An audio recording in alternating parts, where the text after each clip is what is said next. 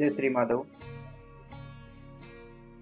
आज मैं आपके सामने फिर एक नया प्रश्न लेकर आया हूँ। यह प्रश्न भगवान कल्कि से जुड़ा है। आज का हमारा 5वां प्रश्न है, भगवान कल्कि आ गए हैं तो वे गुप्त क्यों हैं? जैसा कि आपको पता है, आज दुनिया भर में लोग भगवान कल्कि की बात करते हैं।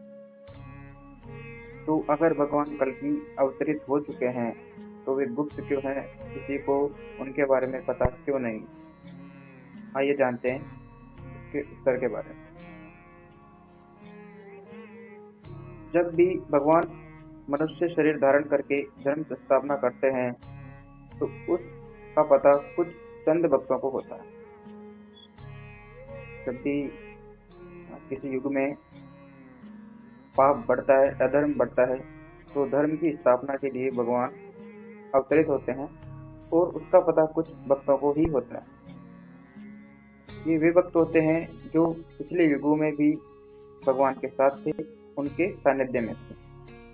अर्थात भगवान के अति करीबी भक्त जो हैं वही भगवत कृपा से भगवान की लीला को समझ पाते हैं, उसको समझने में सामर्थ्य रखते हैं।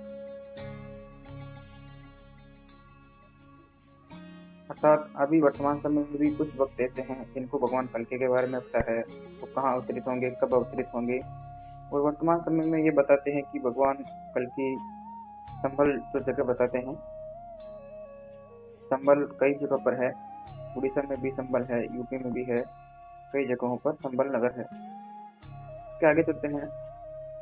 अन्य किसी भी व्यक्ति को बिना सुदृढ़ भक्ति भाव के भगवान का पता नहीं चलता। अर्थात किसी भी वक्त में अच्छी भक्ति होनी चाहिए, अच्छा भक्त हो, सरल हो, सत्यवान, किसी को भगवान का पता चलता है। क्योंकि भगवान को इंद्रिय विषय से जाना या फिर समझा नहीं जा सकता। भगवान को जानने के लिए केवल भक्ति ही एकमात्र सरल मार्ग माना गया है, या सरल मार्ग होता है। द्वापर युग में भी जब भगवान श्री कृष्ण गोपालों के साथ वृंदावन में लीला विहार कर रहे थे, तो स्वयं ब्रह्मा जी उनकी लीला विग्रह को समझ पाने में असमर्थ थे। इंद्रदेव भी भगवान के उस लीला विग्रह को नहीं समझ पाए थे। अर्थात ब्रह्मा जी और इंद्रदेव जैसे देवता भी भगवान की लीला को नहीं समझ पाते। अर्थात इसका मतलब यह है कि इस कलयुग में जब भगवान अवतरित होंगे तो उसकी लीला को बहुत कम लोग समझ पाएंगे या कुछ लोग समझ नहीं पाएंगे।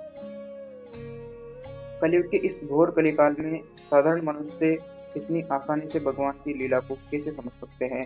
भगवान की लीला को समझने के लिए समर्पण भाव तथा निष्काम भक्ति नितांत आवश्यक होती है। तर्क वितर्क से भगवान के विषय का बिंदु मात्र भी पता नहीं चल पाता। और इसके प्रमाण श्रीमद्भागवत महापुराण में मिलते हैं। प्रथम अध्याय, इसमें भगवान श्री कृष्ण अपने को छिपाए हुए थे, लोगों के सामने ऐसी चेष्टा करते थे मानो कोई मनुष्य है, परंतु उन्होंने बलराम जी के साथ ऐसी लीलाएं भी की, ऐसा पराक्रम भी प्रकट किया जो मनुष्य नहीं कर सकते। भगवान ने ऐसी लीलाएं बलराम जी के सामने करी थी जो साधारण मनुष्य नहीं कर सकते। इसके आगे चलते हैं।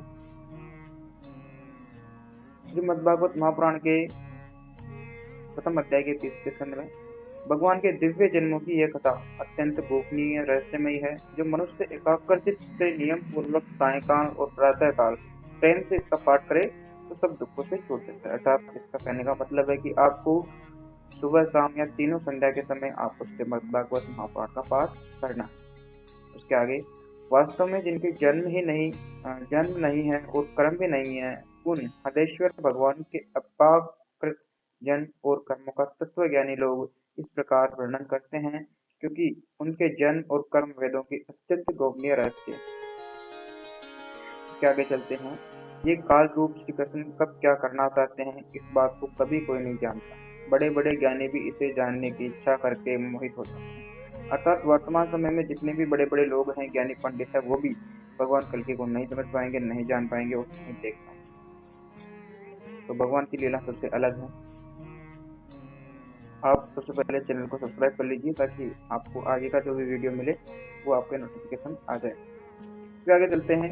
ये श्री कृष्ण साक्षात भगवान हैं, ये सबके आदि कारण और परम पुरुष नारायण हैं। अपनी माया से लोगों को मोहित करते हुए ये यदुवंशियों में छिपकर लीला कर रहे थे। उस समय यदुवंशियों में भगवान श्री कृष्ण का जन्म हुआ था और वहां पर वो अपनी लीलाएं कर रहे थे। इनका प्रभाव अत्यंत गूढ़ और रहस्यमय था। युधिष्ठिर उसे भगवान शंकर, देवर्षि नारद और स्वयं भगवान कपिल ही जानते, जिन्हें तुम अपना ममेरा भाई, प्रिय मित्र, सबसे बड़ा हितु मानते हो, तथा जिन्हें तुमने परमवश अपना मित्र या दूत या फिर सारथी जो भी आप मानते हो, वे स्वयं परमात्मा ही है। इसमें कोई संकोच नहीं है। प्रत्येक व्यक्ति में परमात्मा का अंश होता है, भगवान का अंश होता है।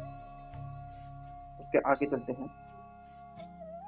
पुरुषोत्तम, इस प्रकार आप मनुष्य, पशु पक्षी, ऋषि, देवता और मत्स्य आदि अवतार लेकर लोगों का पालन तथा विश्व के द्रोहियों का संहार करते हैं।